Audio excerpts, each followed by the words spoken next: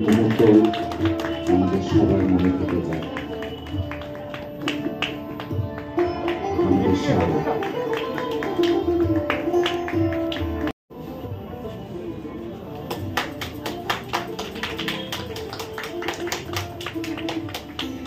রঙ্গসেনার স্মারক থেকে যায়।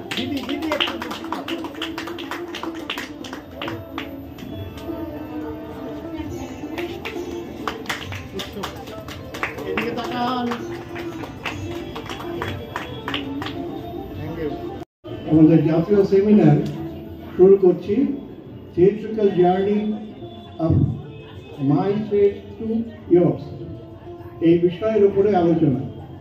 আমাদের সঙ্গে আজকে যিনি প্রধান বক্তা উপস্থিত আছেন, প্রদীপ ভট্টাচার্য, যিনি আমার প্রদীপদা, আমার ছেলে মেয়েদেরও প্রদীপদা, দাদা।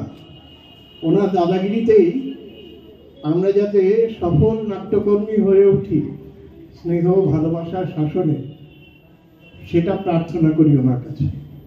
আর ঠিক আমার ডান দিকে যিনি বসে আছেন, কালকে একটি অসাধারণ নাটক আমাদের সামনে উপস্থিত করেছে। আমরা যারা নাট্য চর্চা করি তারা নাটকের পঞ্চসূত্র ধরে এগোই। আমি কালকে নাটক দেখতে বসে ভাবছিলাম এই CPMRP, composition, picturisation, rhythm, movement and pantomimic action, এটা নাটকটা যখন শুরু হলো তখন ভাবলাম নির্দেশক এটা ধরে রাখতে পারবে তো। আমি যে অদ্ভুতভাবে লক্ষ্য করলাম, নাটকটা শেষ হলো, টোটালটাকে সে ধরে রেখেছে এবং আমাদের সত্যি বিস্মিত হয়েছে। আমার ভেতরে একটা আনন্দের স্রোত বয়ে গেছে। দ্য অ্যামেজিং ডিরেক্টর সায়ন বিশ্বাস। যাই হোক, আমরা এই আলোচনায় যাচ্ছি। প্রথমেই প্রদীপদাকে খুব ছোট্ট করে আমাদের যে মূল আলোচনার বিষয়, সেই বিষয়ের উপরে একটু আলোকপাত করতে বলছি, তারপরে সায়ন করবে। পরবর্তীকালে আমরা আবার নানান প্রশ্ন ওনাদের দিকে ছড়ে দেব এবং তার উত্তর খুঁজে নেব, সমৃদ্ধ হব। প্রদীপ। নমস্কার সকলকে, আন্তরিক শুভেচ্ছা, প্রীতি ও ভালোবাসা।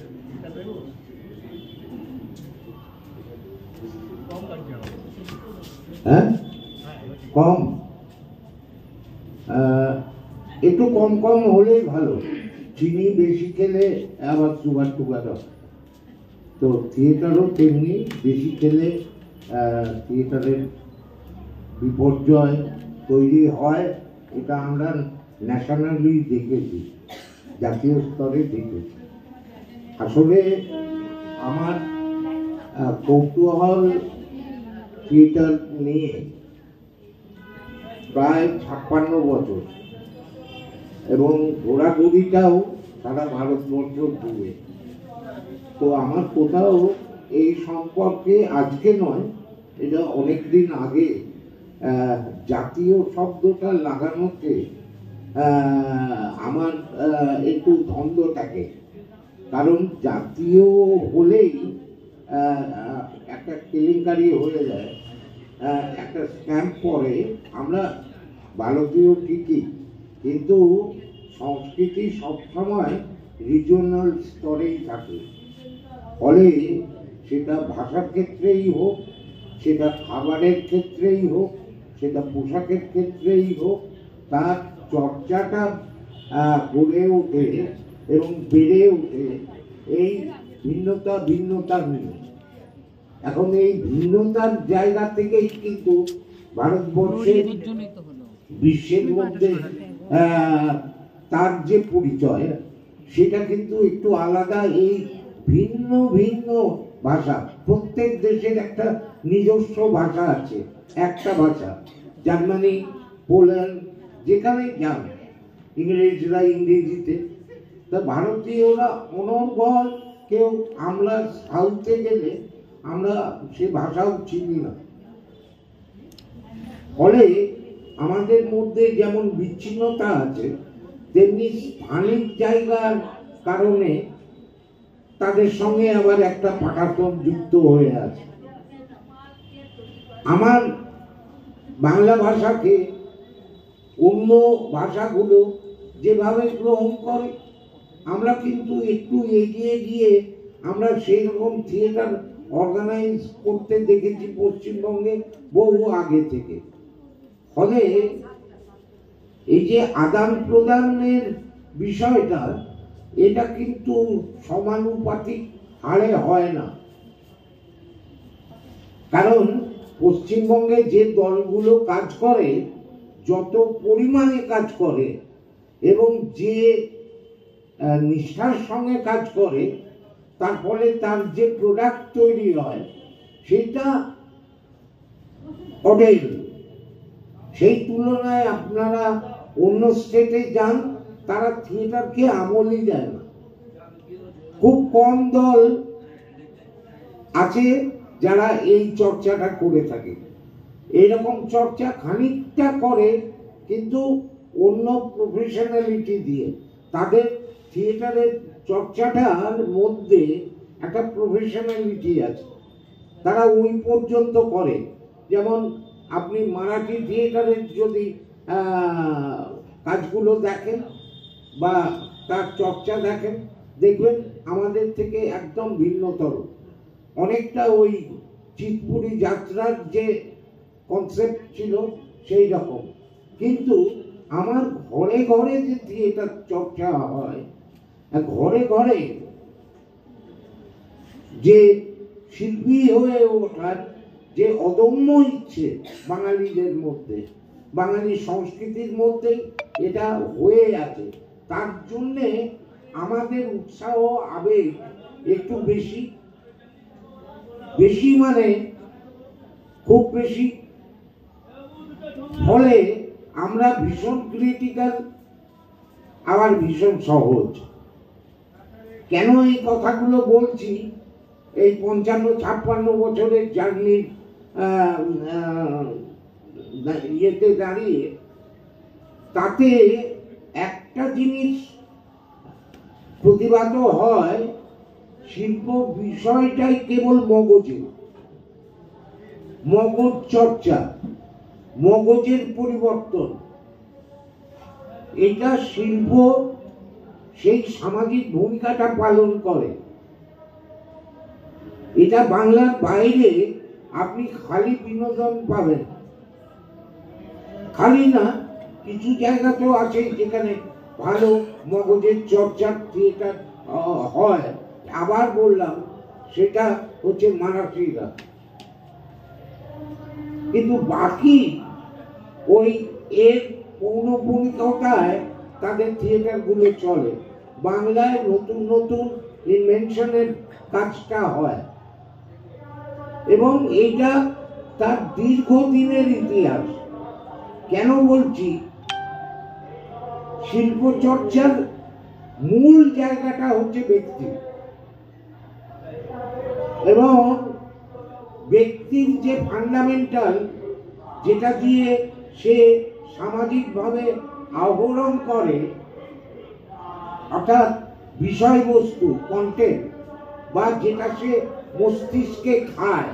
যেমন আমরা অন্ন গ্রহণ করি ভূমি থেকে, সেই অন্ন আমাদের শরীরকে সুরক্ষা দেয়, পুষ্টি দেয়। ঠিক তেমনি এই ভূমি থেকেই আমার সংস্কৃতি জন্ম হয়, সেটা আমার মস্তিষ্কের পুষ্টি দেয়। যে একটা পৌধা বীজ লাগানোর পর আস্তে আস্তে কিভাবে বেড়ে ওঠে, জল, হাওয়া সবকিছু নিয়ে, সেইটা আমরা লক্ষ্য করি। আর এই গুণটা, এই দ্বিসত্তার গুণটা আমরা নিজেদের সমালোচনা নিজে করতে পারি। ফলে রিয়ালাইজেশনও আমরা ওই দ্বিসত্তা দিয়ে গ্রহণ করি। এই দ্বিসত্তার কারণে কোন জিনিসটা রিজেক্টেড হবে, কোন জিনিসটা অ্যাকসেপ্টেড হবে, এইকে কিন্তু তার বোধ, তার বিচার, যুক্তিবাদ এইখান থেকে তৈরি হয়। ফলে আরশিনগরটা যে জায়গায় আছে, আমরা এর বাইরে বেরিয়ে গিয়ে চর্চাটা করি। নিজেকে আগে চেনা দরকার যে আমার কি করা উচিত, এর কোনো সামাজিক মূল্যবোধ আছে কিনা, এর সামাজিক উপকারিতা আছে কিনা, এর সামাজিক এর কি বলবো বিনিময় যোগ্য ভ্যালু আছে কিনা। একটা জাত গড়ে ওঠে তার নিজস্ব সংস্কৃতির ওপর, তার বাইরে সে কিছুতেই ওই কমিউনিকেশনের জায়গা তৈরি করতে পারে না।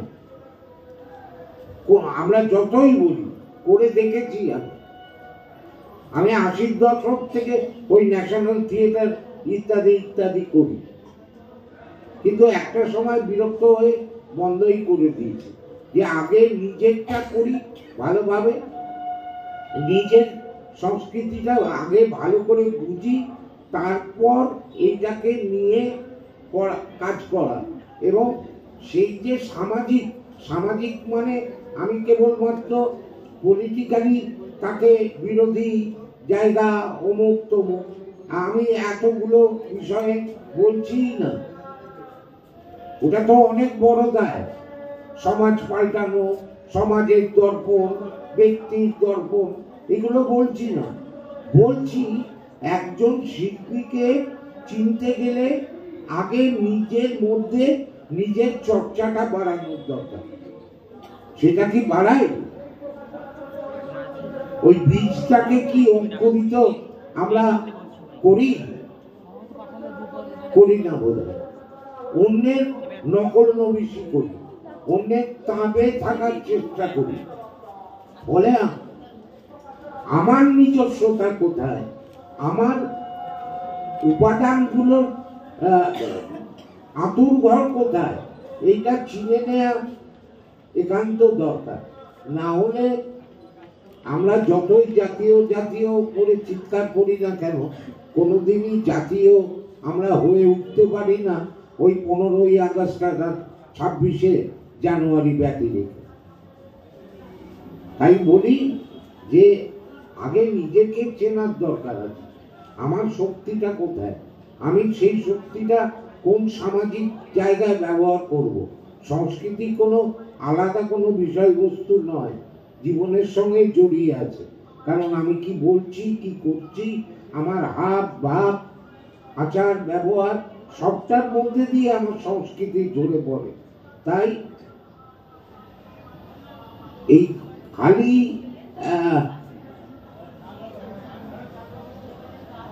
অন্যের তুষ্টিকরণের জন্যে এই জাতীয় থিয়েটার বলে কিছু হয় কিনা আমার জানা নেই। আপনাদের সকলকে ধন্যবাদ, নমস্কার।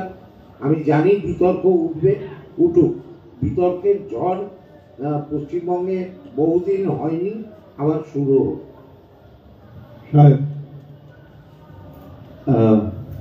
অসংখ্য ধন্যবাদ। এখানে দুজন বিদগ্ধ জনের মাঝখানে বসে আছি এবং আজকের এই সম্মেলনের বিষয় theatre my state two years. ফলে হয়তো স্যারের কথার প্রসঙ্গক্রমে নয়, একটু ব্যতিক্রমীভাবেই অন্য কথাগুলো বা আমাদের উঠে আসার কথাগুলোই আপাতত বলতে চাইব। আমরা আসাম রাজ্যের বরাক উপত্যকার শিলচর শহর থেকে এখানে এসেছি আমাদের নাটক নিয়ে। সেই বরাক উপত্যকার কাছাড় জেলা থেকে আরও একটি নাট্যদল, যারা রেস থিয়েটার একটু পরই তাদের পরিবেশনা মঞ্চায়ন করবে। এবং স্যার যে কথা বলেছিলেন যে মগজের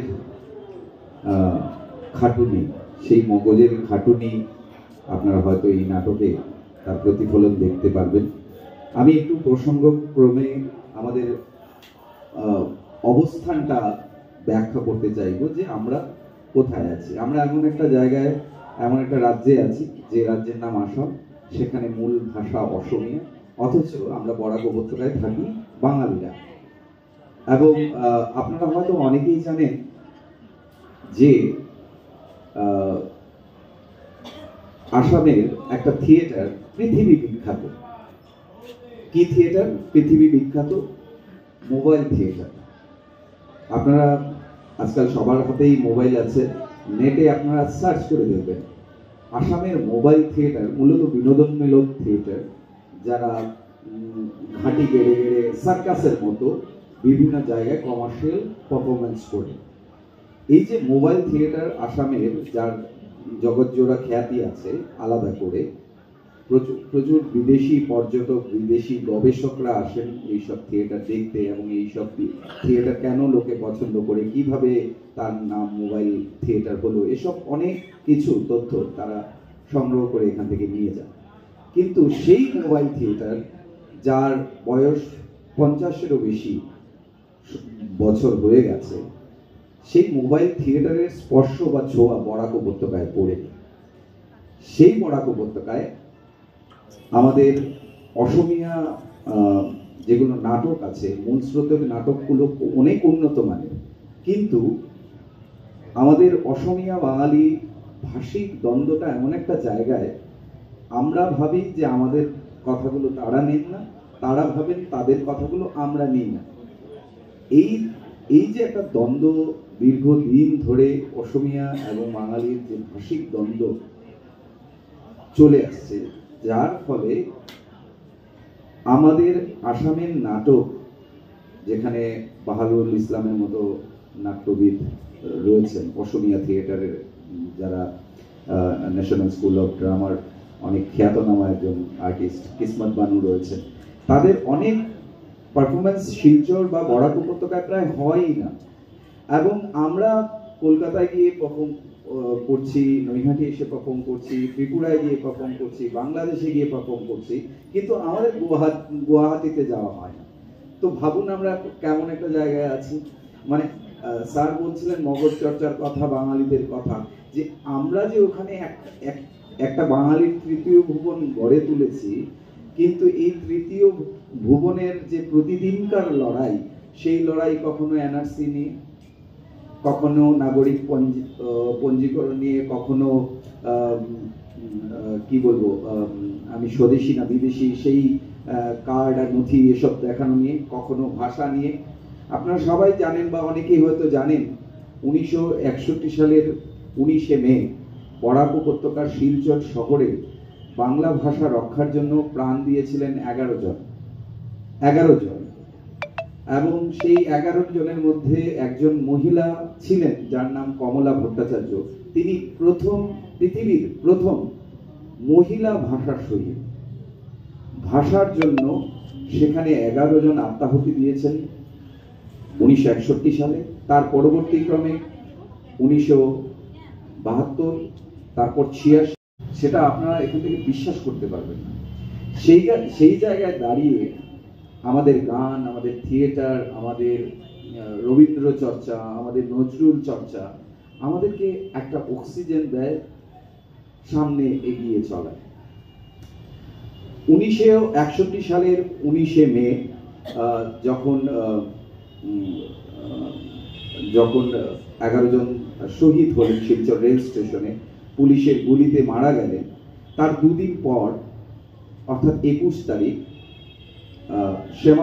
শ্যামাপদ ভট্টাচার্য বলে আমাদের ওখানকার একজন তখনকার বিখ্যাত লিরিসিস্ট, যিনি প্রয়াত কালিকা প্রসাদ ভট্টাচার্যের জেঠু হন, তিনি একটা গান লিখলেন, শোনো ডাকে ওই একাদশ শহীদেরা ভাই, আজ দেরি নয়, দেরি নয়, দেরি নয়।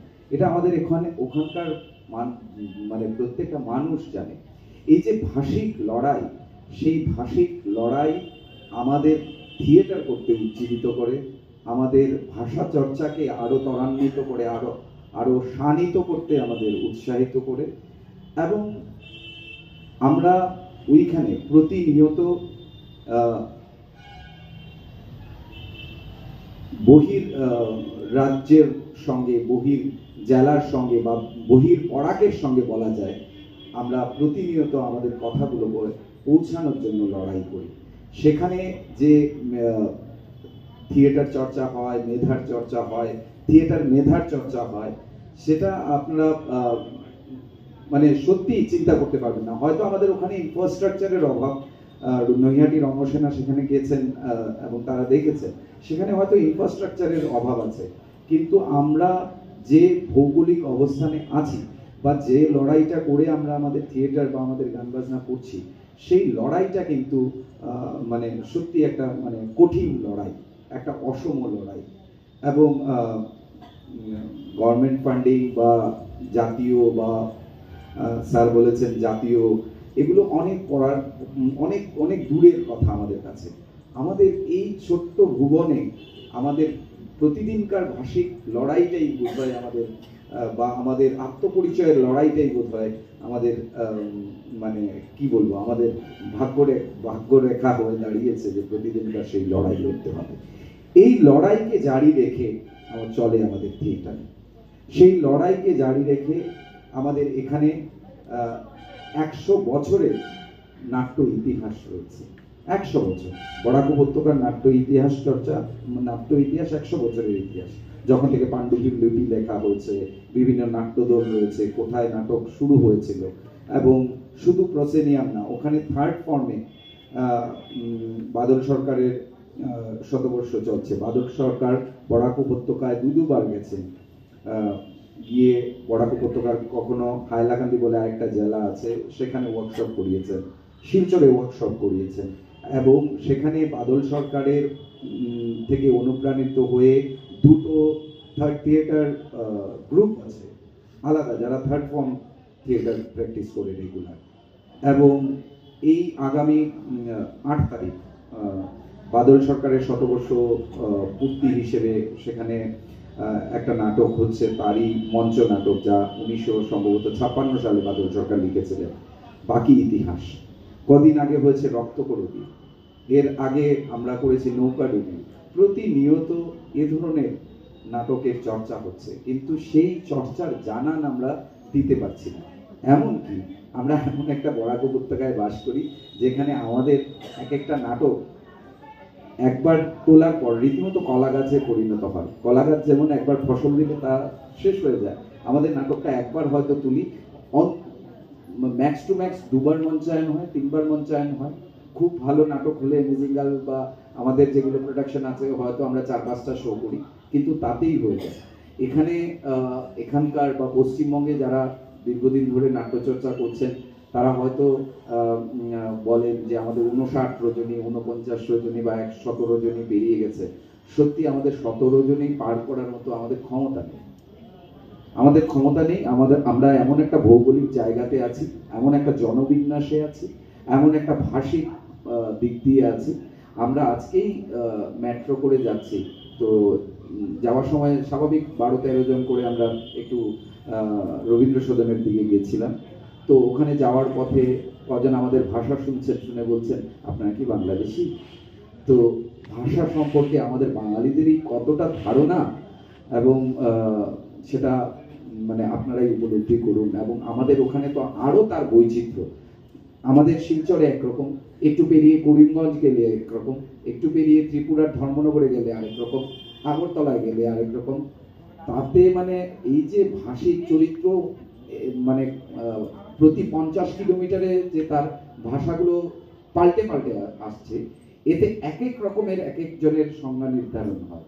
ও আপনার পূর্বপুরুষ কোথায়, মানে তোমার কথার উচ্চারণে তো মনে হচ্ছে তুমি সিলেটি, ও তোমার পূর্বপুরুষ সিলেটে থাকতে, তো তোমার হবিগঞ্জ থাকতে, তোমার ময়মনসিংহ থাকতেন।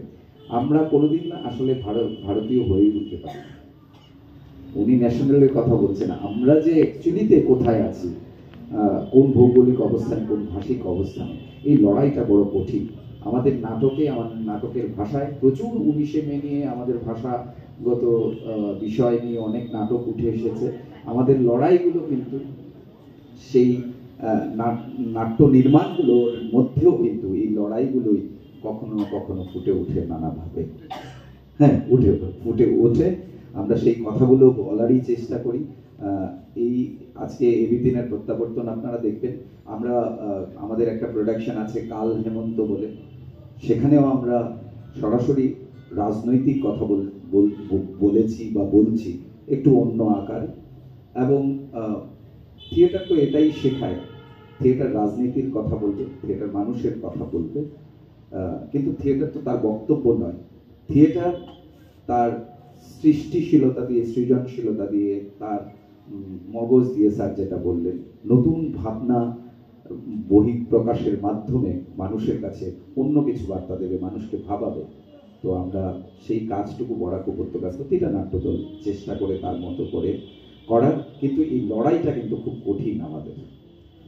একবার রাষ্ট্র তো চাইবে, এনআরসি, সিএএ এসব তো লাগু হয়েছে। প্রসঙ্গত আমি করিমগঞ্জের জামা, তো আমাকে তখন আমার শালা শালিদের ফোন করে করে বলতে হচ্ছিল কি অবস্থা তোরা এখন কেমন আছিস, নামটাম কেটে দিল না, কাটাতা একটা সমস্যা। এগুলো আমাদের সামাজিক সমস্যা, তাই নিয়ে শিলচরের বাঙালিরা, করিমগঞ্জের বাঙালিরা একটা লড়াই করেই চলেছে। আমার এবারের প্রসঙ্গ সেটা হচ্ছে আমরা নাট্যকর্মীরা রিলে রেসের একটা ব্যাটন নিয়ে ঘুরছি, একটা রাউন্ড আমরা দিচ্ছি। আমাদের বার্তাটা একটা উদাহরণ দিলে বলি যে কার্ল মার্কস যখন তার দর্শনকে সামনে রেখেছিলেন, তখন তিনি কখনোই ভাবেননি যে তার বইটা একজন রিক্সাওয়ালা পড়বে বা একজন মুদিখানা বা একটা ছোট দোকানদার বা একজন মধ্যবিত্ত পড়বে। তিনি দর্শনটাকে দিয়েছেন এবং সেটাই সফল দর্শন, যেটা পৃথিবী মান্যতা দিয়েছে। তিনি দর্শনটাকে দিয়েছেন, একজন পড়েছে, সে আবার আরেকজনকে তার মতো করে বুঝিয়েছে, তারপরে আবার আরেকজন তাকে তার মতো করে বুঝিয়েছে, এমনি ভাবে নিতে যাচ্ছে। আমরা থিয়েটার কর্মীরা সেরকমই একটা ব্যাটন নিয়ে দৌড়চ্ছি সামাজিক বার্তা পৌঁছে দেওয়ার জন্য। আসামের সমস্যা খুব ভয়ানক সমস্যা, এই সমস্যা আরো ভয়ানক আকার ধারণ করেছে সম্প্রতি বাংলাদেশের একটা পরিস্থিতির জন্য। আমি প্রদীপদার কাছে যাচ্ছি যে সমাজ দর্পণে আমরা দেখছি তো ছোট ছোট নাটকের দল, তারা নাটক বেশি করতে পারছে না, দর্শক এমনি যারা মাঝারি দল তারাও কম পাচ্ছে। সেটা কি বড় প্রশ্ন, না সামাজিক দায়বদ্ধতার থেকে আরো বিষয়কে তুলে ধরাটা বেশি প্রয়োজন, এবং কি কি বিষয় এখন বেশি বেশি করে তুলে ধরা প্রয়োজন, এটা প্রদীপদার কাছে শুনতে চাইছি।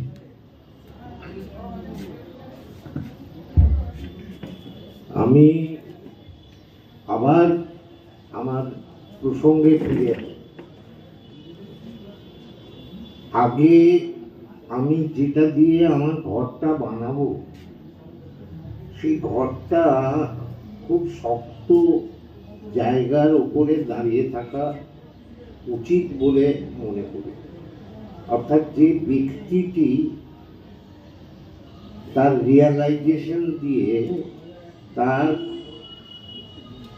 সামগ্রিকতা দিয়ে, যে ভূমির ওপর তার থিয়েটারের আচ্ছাদন, থিয়েটার মানে ওই যে যদি আমি ধরেও নিই জীবন ছাতা ইত্যাদি,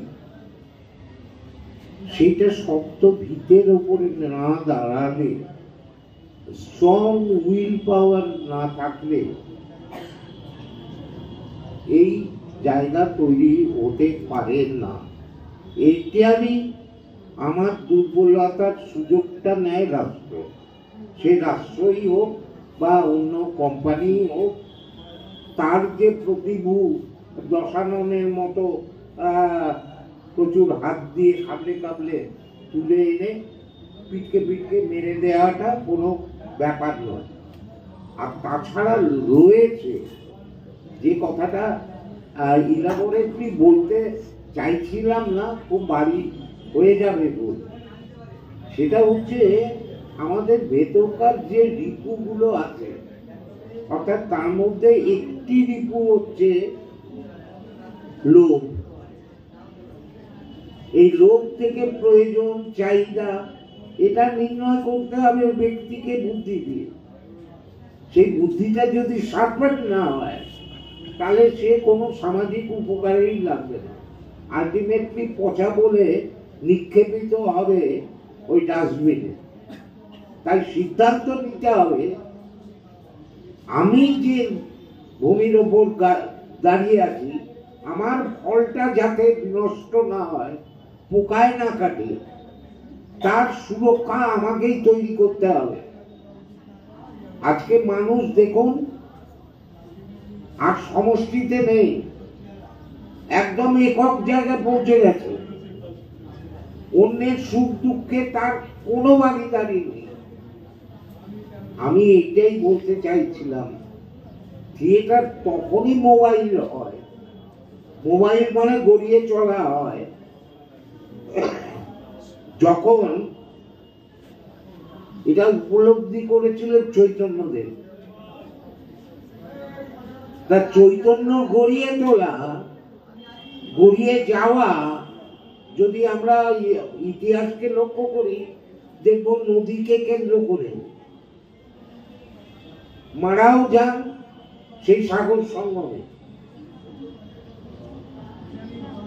তো নদীর যে বহতা, যে বহতাটা আমাদের জীবনের সঙ্গে জড়ায়, মোবাইল থিয়েটার কেবল আসামের নয়, বাংলার যাত্রার ঐতিহ্য, উড়িষ্যার যাত্রার যে ঐতিহ্য, তার যে মোবাইলনেস, ইউরোপে কমেডিয়া দে লাগতে যখন গলা টিপে ধরেছিল ধর্মীয় অনুষঙ্গ নিয়ে থিয়েটারে, তখন বিচ্ছিন্ন হয়ে কমেডিয়া দে লাগতে থেকে শেক্সপিয়ার,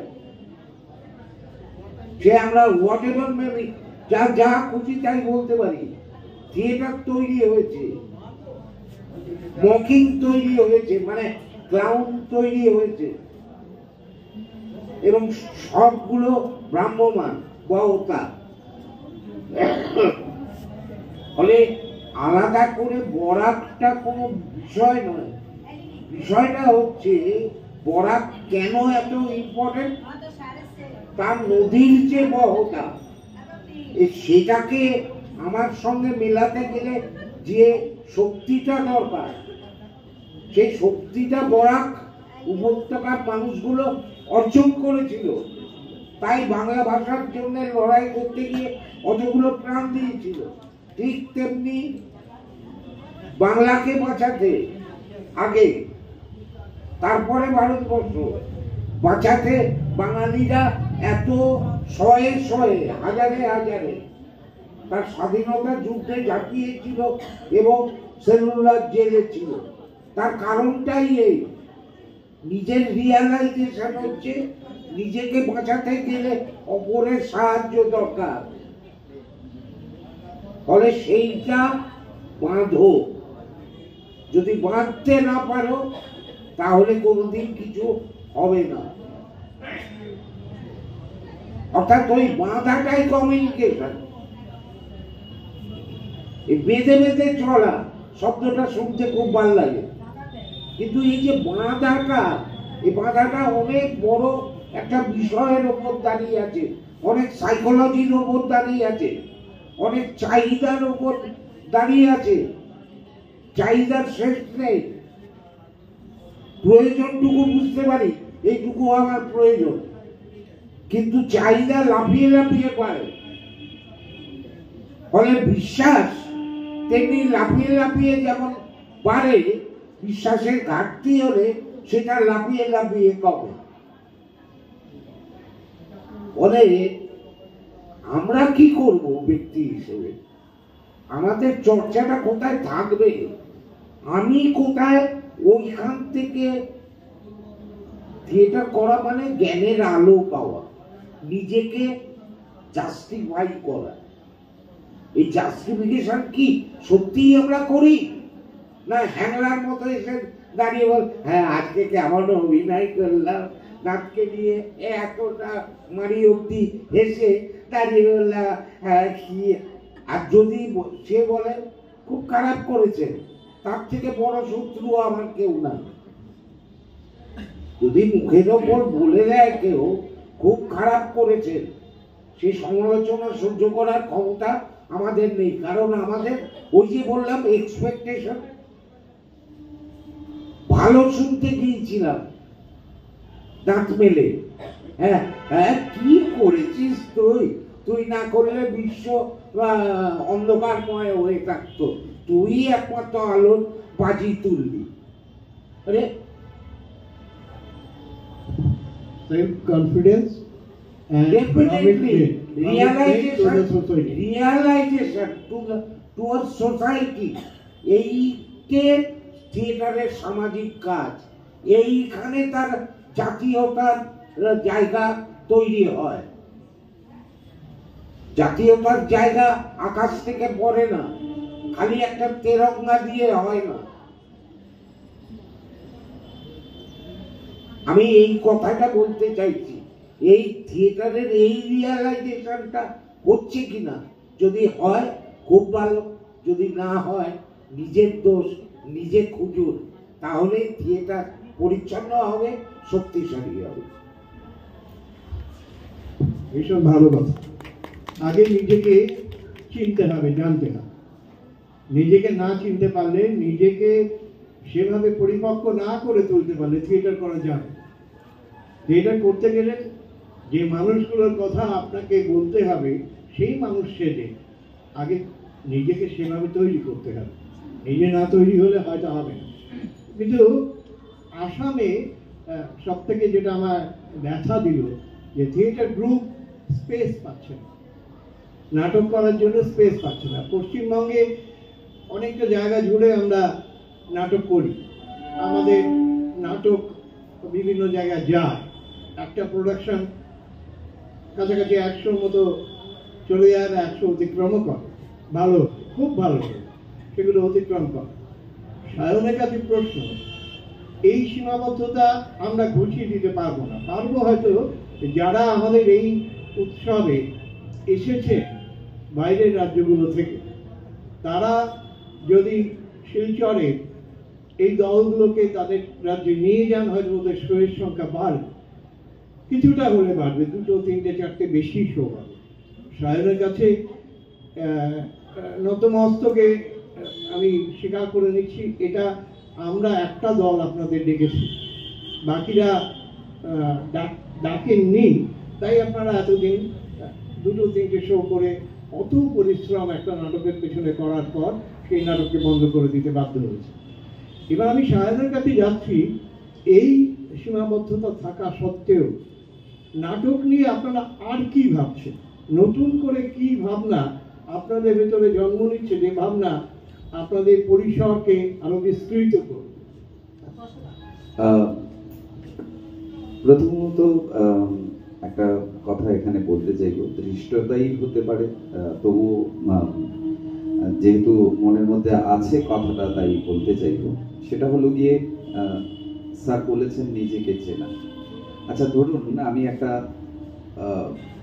নতুন নাটক হাতে নিয়েছি, আমি 10 জন নতুন ছেলে মেয়েকে ডেকেছি, তো আমি যদি তাকে বলি যে আগে নিজেকে চিনতে হবে, নিজের অস্তিত্ব বুঝতে হবে, নিজের অমুক তমুক বা যেগুলো গুরুত্বপূর্ণ কথাগুলো রয়েছে, সে কি স্যার শুনবে? আপনারা নিজেরা ভেবে দেখুন, সে শুনবে না। এটা খুব বাস্তব কথা, এবং এই বাস্তবটাকে আমাকে স্বীকার করে নিতে হবে। এই যে বাচ্চা মেয়েটি শিবচরে, যেটা হচ্ছে, হ্যালো প্রদীপদা যেটা বলছেন, সেটা কিন্তু সে নিজেকে চেনা, নিজেকে জানা, এটা সব মানুষই, থিয়েটারের বাইরেও যারা আছে, যারা অন্য কাজে কাজ করে বেড়ায়, তাদের উদ্দেশ্য নিজেকে না জানলে না না, আমি স্যারের কথা কন্ট্রাডিক্ট করছি না, আমি স্যারের কথাকে সাপোর্ট নিয়ে আমি কথাটা বলছি। এই যে নিজেকে চেনার বিষয়টা, মানে থিয়েটার দিয়ে নিজেকে চেনা এবং নিজেকে সমৃদ্ধ করার যে ব্যাপারটা, আমি বলছি যে বাচ্চা মেয়েটা শিলচর গিয়ে নাটক করলো আপনাদের প্রোডাকশন,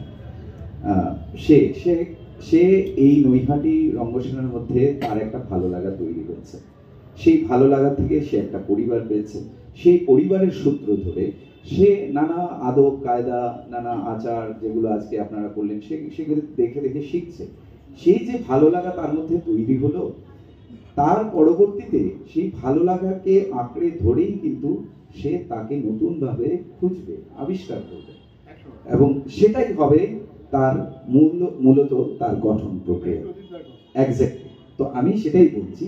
তো আজকের যুগে দাঁড়িয়ে সবচেয়ে বড় সমস্যা, সবচেয়ে বড় শত্রু আমাদের হাতে বসা আমাদের মোবাইল, যা আমাদের ধৈর্যটাকে পুরোপুরি কেড়ে নিয়েছে।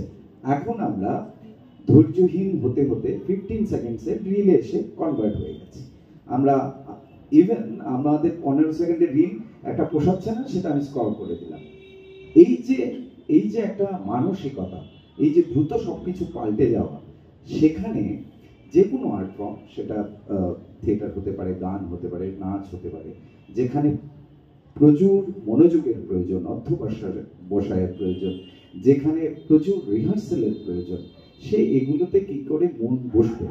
ফলে আমরা আমাদের থিয়েটার স্পেসে যেটা স্যার প্রশ্ন করেছিলেন তার পরিপ্রেক্ষিতে বলছি, আমরা আমাদের থিয়েটার স্পেসে কিছু আনন্দ ক্রিয়েট করার চেষ্টা করি, যে আনন্দকে আঁকড়ে ধরে আমরা ভালো থাকা পাসওয়ার্ডগুলো খুঁজে বার করব। সেই ভালো থাকার পাসওয়ার্ড আমরা আমাদের দলে বিলিয়ে দিই। আমাদের ছেলেমেয়েরা যেন এখানে এলে প্রাণ খুঁজে পায়।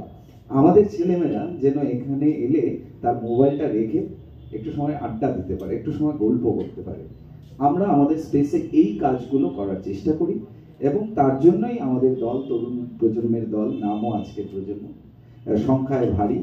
এবং আমাদের তখন কি হয়, আমরা একে অন্যের পারিবারিক সমস্যা, তোর বাড়িতে কি কিছু সমস্যা হচ্ছে, চেহারা দেখলে বুঝতে পারি যে ওর ঘরে কিছু সমস্যা হচ্ছে। এভাবেই আমরা আমাদের নিজেদের চর্চাটাকে বাড়িয়ে নিই, দলের প্রতি একটা দায়বদ্ধতা তৈরি করি, থিয়েটারের প্রতি একটা দায়বদ্ধতা তৈরি করি। যে স্ক্রিপ্ট হাতে নিই তার গভীরে যেতে চেষ্টা করি, স্ক্রিপ্টের বয়ান কি, বক্তব্য কি, এবং নিজেদের প্রিপারেশন সেট করি, সবাই মিলে কাজ ভাগ ভাগ করে নিই। এবং যেগুলো প্রক্রিয়া একটা ভালো মানুষকে মানুষ, একটা দলকে ভালো দল, এবং আশপাশকে একটা ভালো সমাজ গড়তে সাহায্য করে, সেই উপাদানগুলোই আমরা আমাদের দলে মিলিয়ে দিই, এবং সেভাবেই আমরা এগিয়ে চলেছি। আমরা আর 2-3 মিনিটের মধ্যেই সেমিনার শেষ করব। প্রদীপ দাই কনক্লুড করবেন আজকের সেমিনারে। স্যার, আমি আরো একটা কথা বলে নিই। আপনি মাঝখানে বলেছিলেন যে আমরা হয়তো এবার এসছি একদল, নৈহাটি ঐকতানে আমরা এই নিয়ে 2বার মানে আমাদের নাটক পরিবেশন করেছি। আরো একবার সবুজ সাংস্কৃতিক দল বলে কলকাতার একটি দল আমাদের এখানে আমন্ত্রণ করেছিলেন, এবার নৈহাটি। আমি একটা জিনিস বিশ্বাস করি, যদি আমাদের কাজ ভালো হয়, সেটা 2, 3, 5টা প্রোডাকশনে আটকে থাকবে না। কাজ ভালো হতে হবে। আমি যতই পরিশ্রম করি না কেন, আমার যদি প্রোডাকশনটাই দেখার মতো না হলে, তাহলে আপনারা কেন ডাকবেন আমাকে? সেটা আমরা অন্তত বুঝে গেছি, এবং সেভাবেই নিজেদের তৈরি করছি, আর সেভাবেই নিজেদের মানিয়ে নিয়েছি। যে প্রোডাকশন আমরা 10টা বা 12টা 15টা কলস পাবো, সেটাতে আমরা বুঝতে পারবো না আমরা কাজ ভালো হচ্ছে। ঠিক আছে, হয়তো সুযোগটা একটু কম, কিন্তু একেবারে সুযোগ মানে যে নেই সেটা হবে না। তো ভালো কাজ করে যেতে হবে, যেভাবে নৈহাটি রঙ্গসেনা করছে, নৈহাটির অন্যান্য দলগুলো করছে, কলকাতার বড় বড় দলগুলো করছে, তাদের দেখে দেখে আমরাও আমাদের মানকে বাড়ানোর চেষ্টা করছি। আর মান যদি বাড়ে, তবে নাটকের কথাও পৌঁছাবে, আর নাটকটাও পৌঁছাবে আমাদের মধ্যে, আরো নিজেদের আরো ভালোভাবে প্রেজেন্ট করার আগ্রহ তৈরি হবে, সব ভালো হবে। আরো বেঁধে বেঁধে থাকতে হবে প্রদীপদার কথাই। প্রদীপদাকেই বলবো আজকের সেমিনারটাকে কনক্লুড করার জন্য। একটা ছোট্ট কথা দিয়ে শেষ করব। আনন্দ কোথায় পান বলুন তো? এই যে বলা হয় থিয়েটারের স্পেস, থিয়েটারের টাইম, আনন্দটা কোথায় থাকে? আপনার ওই আমবাগানটা, সেটাকে উল্লেখ করুন।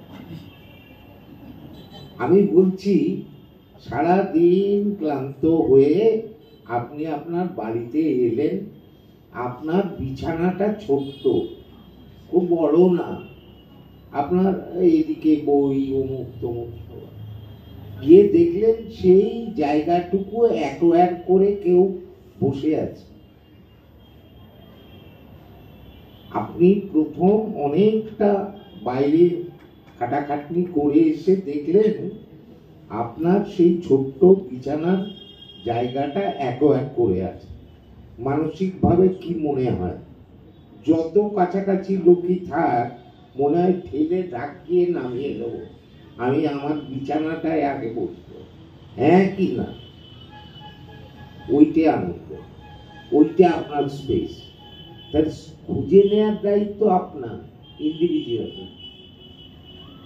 সে তার আনন্দের টুকরি বাবুয়ের বাসাতে পাবে, না বড় আমবাগানে পাবে, না বড় অট্টালিকায় পাবে, এইটা আপনাকে করতে হবে। আপনার মানসিকতা, আপনার সংস্কৃতির উৎপাদন থেকে সেটা নির্ভর করে। থিয়েটার হবে না কোথায়? কোথায় স্পেস নেই? আছে, শুধু খুঁজলেই পাবেন। আপনি অন্যকে টপকাবেন বলে আপনি চেষ্টা করেন উৎপল দত্তকে ফুটিয়ে দেব, এত বড় স্পেস পেলে আমরাও জাহাজ তৈরি করতে পারি। না, পারেন না। ওই প্রথম উনি ওইটা ভেবেছিলেন বলেই পায়োনিয়ার। তো ফাটিয়ে দেবো, ফুটিয়ে দেবো না, আগে নিজেকে কি বলতে চাইছি এইটা খুব পরিষ্কার হতে হবে। তাহলেই আপনার স্পেস তৈরি হয়ে যাবে। আপনার ঠাকুমাও পাবেন, দিদিমাও পাবেন, নাতিও পাবেন, নাতনিও পাবেন, সব জুড়ে যাবে। বুঝে হোক না বুঝে হোক, তারা ফলোয়ার্স। তারা আস্তে আস্তে এইভাবেই স্বাধীনতা আন্দোলনটা গড়ে উঠেছিল। ফ্রিডম, থিয়েটার সে ফ্রিডমের কথা বলে, পাখা মেলে অনেক উঁচুতে উড়ে যাওয়ার আনন্দ। আপনাদের সকলকে ধন্যবাদ। এই আনন্দটা খুঁজুন, এই খুঁজতে হবেই হবে।